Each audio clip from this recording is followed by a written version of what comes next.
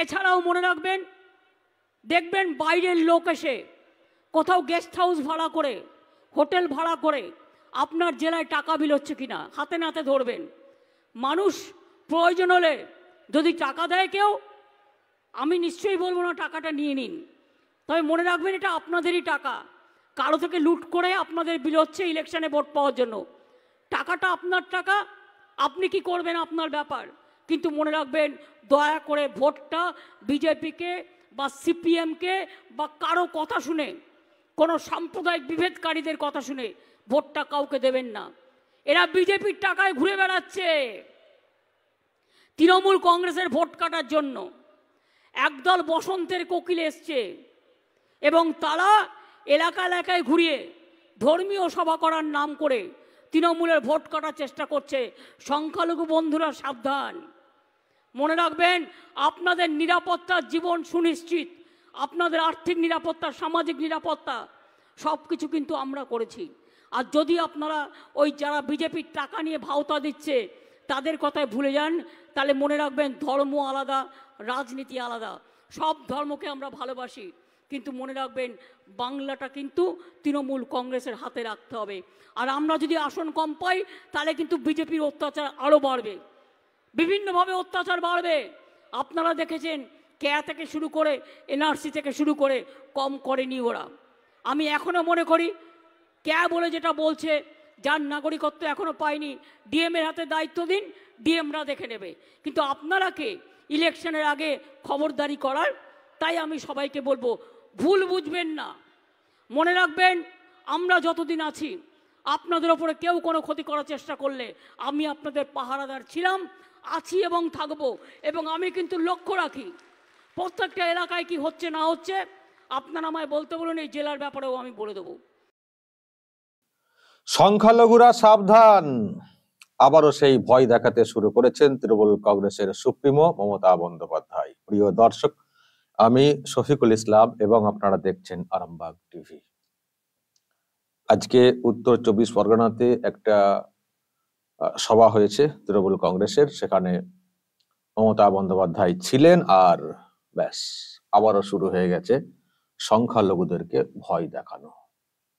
বলছেন যে আমরাই আপনাদের আর্থিক সুরক্ষা দিয়েছি, সামাজিক সুরক্ষা দিয়েছি, মানে আমরাই পারি আপনাদেরকে বাঁচাতে আর কি। তো কিছু লোক টাকা পয়সা নিয়ে ভোট কাটার চেষ্টা করছেন। টাকা নেবেন কি নেবেন না সেটা বলবো না, কিন্তু ভোটটা অন্যদিকে দেবেন না। কারণ তৃণমূল কংগ্রেস না জিতলে যদি এখানে আসন কম পায় তাহলে বিজেপির অত্যাচার আরো বেড়ে যাবে। কোথায় কি অত্যাচার আছে কে জানে, এখানে কি, এখানে বিজেপি নেই, কি অত্যাচার? যা অত্যাচার তো তৃণমূল কংগ্রেসের। ভুল বুঝবেন না এইসব বলে আবারও সেই সাবধান সাবধান। আমরাই আপনাদের সামাজিক সুরক্ষা, আর্থিক সুরক্ষা দিয়েছি। কি সুরক্ষা দিয়েছেন উনি? তৃণমূল কংগ্রেস সংখ্যালঘুদেরকে কি সুরক্ষা দিয়েছে? এই তৃণমূল কংগ্রেসের আমলে তো যতজন মারা গেছেন সেটা তো বড় মানে মানে সংখ্যালঘুদের একটা বড় অংশ যারা মারা গেছেন এই সরকারের আমলে, সেটা সংখ্যালঘুদের একটা বড় অংশ মারা গেছে। তাহলে কি সুরক্ষা দিয়েছেন? আর আর্থিক সুরক্ষা কি করে দিয়েছেন? মানে এই যে আমাদের যেগুলো সংখ্যালঘু অধ্যুষিত যে এলাকা পশ্চিমবঙ্গের, তো ওখানে দর্শক একটু খোঁজ নিয়ে দেখুন বা ঘুরে আসুন, বা যারা সংখ্যালঘু রয়েছেন তারাও ভাবুন কতটা আপনাদের উন্নতি ঘটেছে। হ্যাঁ, ওই আরাবুল মোল্লা এইসব লোকেদের কিছু কেমন উন্নতি ঘটেছে, তাদের প্রচুর পয়সা হয়েছে। কিন্তু ওভারঅল যদি বলি তাহলে নিশ্চয়ই যারা সংখ্যালঘু, যারা বোঝার, তারাও বুঝবেন যে আদতে কিছুই হয়নি, ক্যাচ কলা কিছুই হয়নি। শুধু ভয় দেখানো হয়েছে, আবারও সেই ভয় দেখানো হচ্ছে। আলটিমেটলি কোনো নিরাপত্তা নেই, আর্থিক নিরাপত্তাও নেই, আর সামাজিক নিরাপত্তাও নেই। আর্থিকভাবে কোনো উন্নতি হয়নি, কিছু চোর ছাচরের উন্নতি হয়েছে, কোনো উন্নতি হয়নি। আর সামাজিক নিরাপত্তা তো কিছুই নেই। বিজেপি এলে নাকি তাড়িয়ে দেবে, আর এই আমলে তো মেরে দিচ্ছে তো এই আমলে। আজকে ভাঙড়ে বলুন তো দর্শক, কতজনকে মেরে ফেলা হয়েছে? আমি যারা সংখ্যালঘু তাদেরকে বলছি, আপনারা নিজেরা বিচার করে দেখুন। এই যে বলছেন উনি আমরা আর্থিক এবং সামাজিক সুরক্ষা দিয়েছি, এই সরকারের আমলে আপনাদের কি উন্নতি হয়েছে? কি উন্নতি হয়েছে? ওই ওবিসি করে দিলাম অমুক তমক, এটা উন্নতি হয়ে গেল? কোনো উন্নতি হয়েছে? আর্থিক উন্নতি কিছু হয়েছে? সামাজিক নিরাপত্তা কিছু হয়েছে? আজকে মানে এমন হয়েছে এই ভাঙড় টাওয়ার এলাকাতে যাচ্ছেদের অবস্থা, এবং তার দলটা এমন ভাবে ওখানে চালানো হচ্ছে, ভাই ভাইকে মেরে দিচ্ছে এই সংখ্যালঘুদের। বলছে সামাজিক নিরাপত্তা দিয়েছি। সামাজিক নিরাপত্তা? আপনারা তো ভোট আদায় করার জন্য প্রয়োজনে ভাইকে ভাইয়ের বিরুদ্ধে লেলিয়ে দিচ্ছেন, আর মারা যাচ্ছে সব অনেক লোক। এই যে ভাঙড়ে পঞ্চায়েত ভোটের সময় যে ঘটনা ঘটেছে, মানে আজও তার ক্লিয়ার কিছু আমরা পেলাম না যে ওই যে 3 জন যে গুলিবিদ্ধ হয়ে মারা গেলেন, সেই গুলিটা অ্যাকচুয়ালি কারা চালিয়েছেন, পুলিশ নাকি পুলিশের উর্দি পরে অন্য কেউ? আজও কিন্তু আমরা বুঝলাম না। আর সেই সব নিয়ে বেশি কিছু হলেও না, ধামাচাপা পড়ে গেল। অথচ শীতলকুচিতে যে ঘটনা ঘটেছিল, তখন এই সেন্ট্রাল বাহিনীর উপরে একটা হামলা করার চেষ্টা হচ্ছিল, সেই সময় বাধ্য হয়ে সেন্ট্রাল বাহিনী যখন গুলি চালায়, সেটাকে নিয়ে অনেক তোলপাড় করা হয়েছিল, অনেক তোলপাড়, সংখ্যালঘুদেরকে মেরে ফেলছে, সংখ্যালঘুদেরকে মেরে ফেলছে। আর আপনার দলের লোকেরা, আপনার পুলিশের বিরুদ্ধে অভিযোগ উঠেছিল যে গুলি চালিয়ে মেরে ফেলা হয়েছে ভাঙড়ে। তো কি নিরাপত্তা দিচ্ছেন আপনি? কি নিরাপত্তা দিয়েছেন? কি করেছেন সংখ্যালঘুদের জন্য? সাচার কমিটির যে রিপোর্ট তৈরি হয়েছিল সংখ্যালঘুদের দুর্দশার কথা তুলে ধরে, তার সেখান থেকে কি উন্নতি ঘটিয়েছেন? আমরা একেবারে বিরাট সামাজিক নিরাপত্তা দিচ্ছি। দেখুন দর্শক, এগুলো তো আমরা তো বুঝেছি, আমিও সংখ্যালঘু সম্প্রদায়ের, আমি তো বুঝিয়েছি, কিন্তু একটা বড় অংশ তারা কিন্তু এখনো অবুঝ। তারা এখনো ভাবছে যে মনে হয় দিদি সব, দিদি না থাকলে মনে হচ্ছে আমরা আর থাকতে পারবো না। জানি না তারা বাংলার বাইরে কোথাও বেরোনি নাকি, বাংলার বাইরে কি কোথাও কি মুসলিম সম্প্রদায়ের লোকজন বাস করেন না? এবং বিজেপি শাসিত যে রাজ্যগুলো রয়েছে সেখানে কি মুসলিম সম্প্রদায় বসবাস কি করে না? তারা কি সব মারা গেছেন, না ঘর ছাড়া করে দেওয়া হয়েছে, নাকি এলাকা থেকে দূর করে দেওয়া হয়েছে, দেশ থেকে বার করে দেওয়া হয়েছে কোথাও? আজকে কেন্দ্রে দুটো টার্ম মানে বিজেপি সরকারের পূর্ণ হতে চলেছে, আর একটা টার্ম তো আসতে চলেছে। 10টা বছর হয়ে গেল। আচ্ছা, এই 10টা বছর যেখানে একটা সরকার চলছে কেন্দ্রে বিজেপির, কোথাও কি ওই সংখ্যালঘু সম্প্রদায়ের কেউ কি ঘরছাড়া হয়ে গেছে? কেউ ঘরছাড়া হয়ে গেছেন দেখেছেন? আমাকে একটু বলবেন যে এলাকায় থাকতে দেওয়া হচ্ছে না, ঘরছাড়া হয়ে গেছে। দুটো একটা কোথাও যদি কিছু বিক্ষিপ্ত ঘটনা ঘটে যায় অশান্তির, সেটা দিয়ে বিচার করলে হবে না, এবং দেখবেন সেক্ষেত্রে অ্যাকশনও হয়েছে। কিন্তু যে ভয়টা দেখানো হচ্ছে যে বিজেপি এলে সব একেবারে সংখ্যালঘুদের হাল খুব খারাপ হয়ে যাবে, এই যে ভয়টা এখানে দেখানো হচ্ছে, যোগী নাকি খুব খারাপ, আরো সব বিভিন্ন মুখ্যমন্ত্রীর নাম বলা হয় বিজেপির, খুব খারাপ। সেই এলাকায় কি মুসলিমরা কি থাকেন না কেউ? আপনারা যারা আছেন সংখ্যালঘু সম্প্রদায়ের, তারা আপনাদের কেউ পরিচিত কেউ এলাকায় থাকেন না? উত্তরপ্রদেশে বা অন্য জায়গায় থাকেন না, কাজ করেন না? মানে তাদেরকে কি সেখান থেকে কি তাড়িয়ে দেওয়া হয়েছে? মানে এই যে ভয় দেখানো, আসলে ওনার তো এটাই পুঁজি। উনি তো এমনিতে কিছুতে পারবেন না, শুধু ভয় দেখিয়ে ভোটটাকে আদায় করবেন। আর ওনার পুঁজি হচ্ছে সংখ্যালঘু ভোট। ফলে এই সংখ্যালঘু ভোটটাকে যদি পাওয়া যায়, ভাবছেন যে আবারও ক্ষমতায় টিকে থাকবো। তো সেই চেষ্টা হচ্ছে, যখন দেখছেন উন্নয়ন ইত্যাদি নিয়ে হচ্ছে না, দুর্নীতির বিষয়ে এখন তো একেবারে ঝামাঘাসা অবস্থা, চাকরি দেওয়া যাচ্ছে না, বেকার সমস্যা প্রকট, পরিযায়ী শ্রমিকদের মানে ফিরিয়ে এনে এখানে কাজ দেওয়ার ব্যবস্থা করতে পারছেন না। আর এমন সব জব কার্ডে চুরি চামারি হয়েছে, কেন্দ্রের প্রকল্প সেটাও এখানে হচ্ছে না, সব সর্বনাশ হয়ে গেছে। এখন চলো ভয় দেখাই, সংখ্যালঘুদেরকে একটু ভয় দেখাই, ভয় দেখিয়ে যদি ভোটগুলোকে আবার পাওয়া যায়। আমি জানি না বারবার এইভাবে ভয় দেখিয়ে ভোটটা আদায় করতে পারবেন কিনা, তবে সংখ্যালঘুদেরকেও বুঝতে হবে যে এই যে ভোট এসেছে, আবার দেখুন গরুর দুধ দেওয়ার চেষ্টা করছে, দুধ দিয়ে ছেড়ে দিয়েছিল, আবার দেখুন মানে এতদিন গরু কি খেলো না খেলো দেখার দরকার নেই, আবার যখন ভোট আসছে আবার দেখুন দুধ দেওয়ার কি চেষ্টা হচ্ছে। এগুলো বুঝতে হবে। এই ভয় দেখানা, এই ভয়ে ভীতস্ত হয়ে পড়লে হবে না। আমার তো কোনো ভয় লাগে না, কিসের? আমি তো মুসলিম, আমার তো কোনো ভয় লাগে না। কি করবে বিজেপি এলে? কি হবে? বিজেপি তো রয়েছে অন্যান্য রাজ্যে, কি হয়েছে?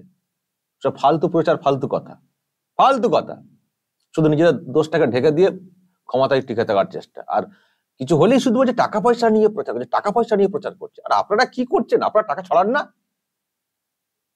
যেখানে সরকারি পরিকাঠামো রয়েছে সেখানে আপনার ভাইপো কেন বলছেন ডায়মন্ড হারবারে যে আমরা দল থেকে বার্ধক্য ভাতা দেবো? কেন বলবেন? একটা সরকার যেখানে চলছে, সরকার যেখানে প্রজেক্ট রয়েছে, কেন টাকা দেবেন বলছেন? সেটা টাকা ছড়ানো হচ্ছে না, ন্যাকামো হচ্ছে।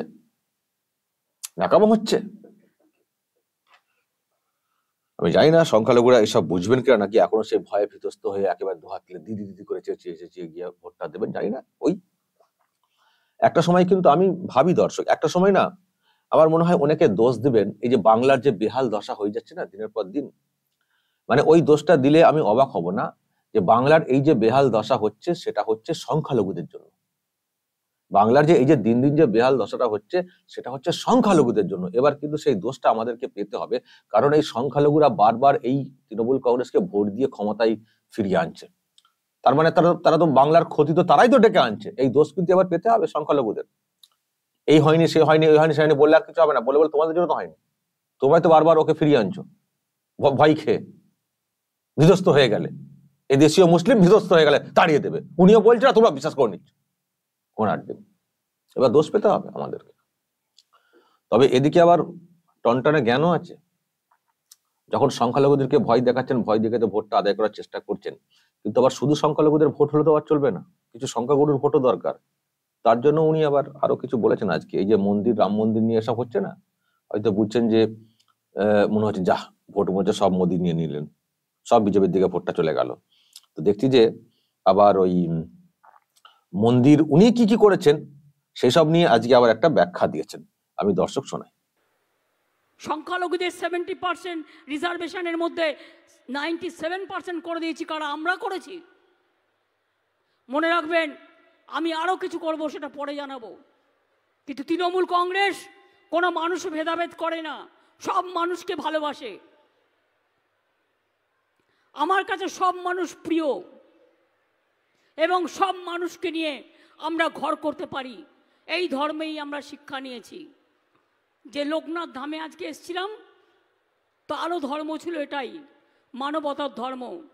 তিনি হিন্দু মুসলমানে কোনো ভেদাভেদ করতেন না। তিনি মক্কা মদিনাও এক সময় গিয়েছিলেন। এরাই হচ্ছে প্রাণের ঠাকুর, যারা প্রাণকে ভালোবেসে নিজেদের উৎসর্গিত করে। কি হয়নি? তীর্থস্থানগুলো দেখুন, দক্ষিণেশ্বর দেখুন, কালীঘাটের মন্দির দেখুন হচ্ছে, তারাপীঠ হয়েছে, কঙ্কালীতলা হয়েছে, লোকনাথ মন্দির হয়েছে, অনুকূল চন্দ্রের মন্দিরের জন্য আমরা 5 একর জমি বিনা পয়সায় দিয়েছি। ওঙ্কারনাথ মিশনের জন্য আমরা 3.5 কোটি টাকা দিয়ে গেট করে দিয়েছি। আমরা তারকেশ্বর করে দিয়েছি, আমরা জল্পেশ মন্দির করে দিয়েছি, শিব মন্দির, আমরা মদনমোহন মন্দির করে দিয়েছি, আমরা শিবযজ্ঞ মন্দির করে দিয়েছি, আমরা তারকনাথ থেকে শুরু করে ফুরফুরা শরীফে যান, গিয়ে দেখে আসুন কত কাজ আমরা করে দিয়েছি। আগে কিন্তু কেউ এই কাজ করতো না। কিন্তু কেউ যদি ধর্ম নিয়ে রাজনীতি করে, তাদের বলবো বিজেপির টাকা নিয়ে ধর্ম নিয়ে রাজনীতি করতে যাবেন না। মনে রাখবেন, ক্ষমতায় কিন্তু আমরাই থাকবো।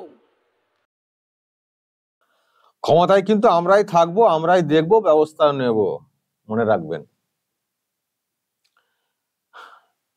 শুনলেন দর্শক, কত সব মন্দির করে দিয়েছেন বলছেন। আর আমি ভাবছিলাম যে এটাও কি সংখ্যালঘুরা বুঝছেন না? এই যে বলছেন যে দিদি দিদি আমাদের জন্য অনেক কিছু করছেন, শুধু তো ফুরফুরা শরীফের কথা শুনলাম, বাকি তো সব মন্দিরের কথা শুনলাম, বাকি তো সবই মন্দিরের কথা শুনলাম। এই মন্দিরের মন্দির তো ফুরফুরা শরীফ তো একটা জায়গার নাম বলেছে, সেখানে বা কি করেছেন আমি জানি না, শুধু গল্পই শুনি। কিন্তু বাকি তো এই মন্দির সেই মন্দির কত কি করেছেন বলছেন। তাহলে তো বেশি তো মন্দিরই করেছেন আপনি, বেশি তো মন্দিরই করেছেন। যখন সকলকে সমান চোখে দেখি বলে বলছেন, সংখ্যালঘুদের শুধু ফুরফুরা শরীফ, কোথায় সমান চোখে দেখা হলো? অ্যাকচুয়ালি কি চোখে দেখেন আর কি মন্দির করেছেন আমি জানি না। তবে এই যে বলছেন আমি করে দিয়েছি, মানে সরকার করেছে যেটা বলতে চাইছেন, সেটা পরিষ্কার করে বললে আরো ভালো হতো। সব আমি করেন, কিন্তু এটাও তো প্রশ্নের যে আপনি কেন করবেন? আপনি মন্দির কেন করবেন? সরকারি খরচে মন্দির কেন করবেন? রাম মন্দির কি সরকারি খরচে হয়েছে? আমি তো বলেছি আগেই, সে তো মানুষের জনগণের টাকা তুলে, চাঁদা তুলে তারা করেছেন, ট্রাস্ট গঠন করে। সরকার কেন মন্দির করতে যাবে? আপনি সরকারি খরচে মন্দির করেছেন, সেটা আবার বলছেন ফুটানি করে, বলছেন ধর্ম নিয়ে রাজনীতি করবেন না। তো আপনি কি রাজনীতি করছেন? আপনি কি রাজনীতি করছেন? আপনি দেখছেন যে সংখ্যালঘুদের ভোট পেতে গেলে ফুরফুরা শরীফ এইসব দিয়ে বলি, একটু আর ভয়ও দেখায়। আর এদিকে কিছু ভোট পেতে হবে, চলো মন্দির করেছি, এই করেছি, বা আরো কিছু করে দেখাই, এই করেছি বলে এদিকটাও ভোটটা আমাকে আদায় করতে হবে। তাহলে আপনি কি তাহলে ধর্ম নিয়ে রাজনীতি করছেন না? যদি ধর্ম নিয়ে রাজনীতি না করতেন, তাহলে কি এইসব করতেন, নাকি এইসব নিয়ে বলতেন বারবার? তার মানে আপনিও তো সাম্প্রদায়িক, আপনিও তো, আমি সবাইকে সমান চোখে দেখি। সমান চোখে দেখবেন উন্নয়নের নিরিখে, সবকা সাথ সবকা বিকাশ, এই নিরিখে সবাইকে সমান চোখে দেখি। মানে আমি ধর্মীয় এগুলোকে নিয়ে আমার সরকারি খরচে কাজ করব, নিজের পার্টি থেকে করে যান না। আপনার কত পার্টির লোক যে যা তুলে করে যান না, আপনাকে সরকারি খরচে কে করতে বলেছেন? সরকারের টাকা মানে জনগণের টাকা। জনগণের টাকাতে আপনি কোন ধর্মের কিছু এতে খরচা করবেন কেন? করবেন আমার টাকা নিয়ে আপনি অন্য কিছু কেন করতে যাবেন? সে কাজ তো আমার নাও পছন্দ হতে পারে। যে সেই কাজ যাদের পছন্দ তারা করুন না, তাদের পয়সাতে। রাম মন্দিরে যারা ভক্ত, রাম মন্দিরে তারা চাঁদা দিয়েছেন রাম মন্দির করার জন্য। কেন্দ্রীয় সরকার তো টাকা দিয়ে করেনি, কারণ কেন্দ্রীয় সরকারের সবার টাকা রয়েছে। যাদের টাকা রয়েছে তাদের অনেকের হয়তো রাম মন্দির নির্মাণ পছন্দ নাই হতে পারে, তো সেই জন্য তো কেন্দ্র সরকার তো করেনি। তো আপনি কেন সরকারি খরচে এইসব মন্দির টন্দির বা ফুরফুরা শরীফ কেন করবেন? আপনি ফুরফুরা শরীফের একটা কিছু করবেন, সেটা অন্য যাদের সরকার টাকা সবার টাকা, অন্যদের তো পছন্দ নাও হতে পারে। আপনি তার টাকা কেন ইউজ করবেন? তার উইদাউট পারমিশনে কেন ইউজ করবেন? সেই জন্যই তো সরকারি খরচে কোনো ধর্মীয় কাজ করা যায় না। এই জন্যই তো এখন কোনো একটা অনুষ্ঠান হচ্ছে, সেখানে আপনি জল টল, পানীয় জল একটু করা, পরিষেবা দেওয়া, মানুষের যদি কোনো অসুবিধা না হয় সেটা করা যেতে পারে। সরকার পরিবেশ পরিকাঠামো মেনটেন এইসবগুলো করার ক্ষেত্রে করতে পারে। আলো টালো রাস্তায় দিয়ে দেওয়া, মানুষের সমস্যা হবে সেটা করতে পারে। আপনি আস্তে একটা মন্দির তৈরি করে ফেলবেন আলাদা করে, ইচ্ছে হলো পুরীর সেম হাইটের একটা মন্দির করছি দীঘাতে। কে করতে বলেছে ওখানে? হিন্দুরা বলেছেন ওখানে মন্দির করতে?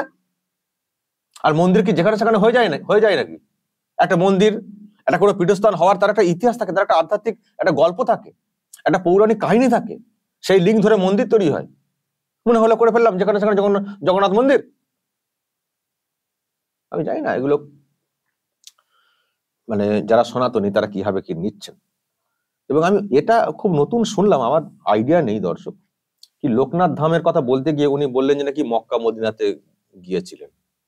এটা আমার ধারণা নেই দর্শক, উনি কি বললেন আমি জানি না, আমি কখনো শুনিনি মক্কা মদিনাতে গিয়েছিলেন বলে। দর্শক এই হচ্ছে বিষয়, ধর্ম নিয়ে রাজনীতি করবেন না, কিন্তু উনি যেটা করছেন সেটা নাকি ধর্ম নিয়ে রাজনীতি নয়। আর সংখ্যালঘুদেরকে দেখুন দর্শক, আবার সেই ভয় দেখাতে শুরু করে দিয়েছেন। আবার এদিকে কিছু ভোট পাওয়ার জন্য কিছু বলতেও শুরু করে দিয়েছেন। আসলে যখন বুঝতে পারেন যে পায়ের তলায় মাটি হালকা হয়ে গেছে, তখন আর কি ওই নানান ভাবে কুদোকুদি করে বাঁচার চেষ্টা, এটা পরিষ্কার। দর্শক যদি কিছু বলার থাকে এ নিয়ে অবশ্যই বলবেন, কমেন্ট বক্সে নজর রাখবেন। আরামবাগ।